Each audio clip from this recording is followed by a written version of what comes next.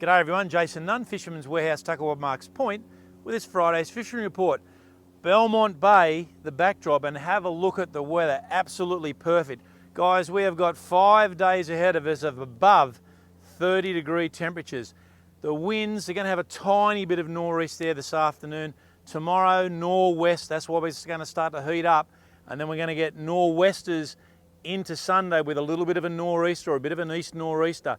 This is the forecast for the next 5 days, above average temperatures. Out wide, we'll start there. The current, guys, is still running down the hill pretty hard, a little bit under 2 knots, but the water has no temperature, in and around about 18.5 degrees. There's no marlin around. There's the odd yellowfin off Sydney reported this week, but it is still very tough out wide.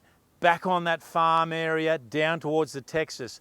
There are definitely some very good snapper in on this farm area at the moment, and the current isn't quite affecting it at this point in time. Down on the Texas, of course, plenty of kings starting to move in through. As we get into September, October, that is definitely the breeding time for the kings on those deep water reefs.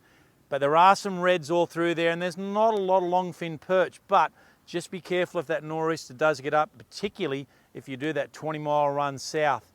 Inshore, it's been just amazing what's happening on the inshore reefs. Trag down off Caves Beach towards Catherine Hill Bay, unusual for this time of year.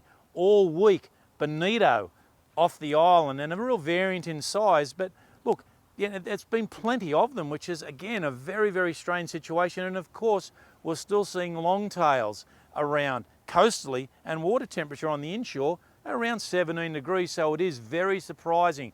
Some really nice snapper on these inshore reef, guys, and we've got some really nice tides this week. 9 o'clock tomorrow morning high tide. It's not a big tide, guys, in and around about 155, and around about 10 to 3 tomorrow afternoon for that low tide. So again, it does allow that late afternoon fish to happen on our coastal waters. There's some big schools of salmon off our coast that are moving in on the beaches, and there was some very big salmon up on Blackie's Beach this week. Some of these fish in excess of 4 kilo, but the beach itself has been generally fairly tough outside of those salmon. On the rocks, that swell hopefully will start to abate away today, because it was a little bit of a spike in it yesterday. There are still getting a few reds off the rocks, but beautiful drummer, ludric, and a few brim on those coastal rock platforms. And again, that tide will be perfect. In the lake here, look, there's been an abundance of tailor, and these tailor now starting to gather. That moon now, we're coming off that dark phase. We're going to start to head into that first quarter next week. So these tailor will build in coincide with them, basically their movement out of the lake on the full moon towards the end of the month. Big tailor, particularly, look, the last few days there's been a lot of birds working here in Belmont Bay, but back over towards Carey Bay and of course around the corner to Greenie. A lot of tailor to be had, guys, whether you're trolling or casting for them, but there's some really nice fish amongst them. Under those tailor, there are quite a few mulloway. There are quite a few small juvenile mulloway in the lake at the moment. And I must be honest, fish from around about 45 centimetres up to 65. So a lot of undersized fish, but that's great to see, because we want to see this recruitment of mulloway in that variant in sizes. So that is absolutely perfect. In the channel, yes, there's plenty of ludric around, but they are starting to taper off now as we move into September. But there's been a lot of action around the bridge, guys.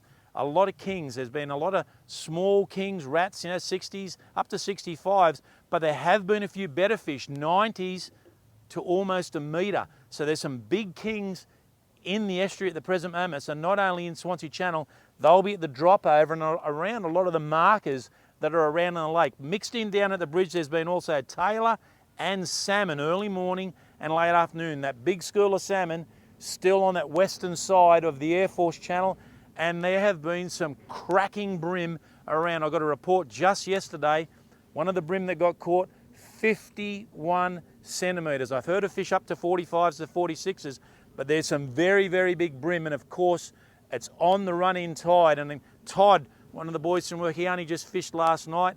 He got a Jew and he got some big tailor, but he said the tailor were just ravenous. But one of the things he picked up on when he came back into the ramp, one of the guys there had a great feed of whiting. So with these warming conditions, we're now starting to see a lot more whiting starting to move in the system, and that dredging is happening halfway up the channel. So that stir up of all that sand will be a very good location to have a bit of a crack for whiting.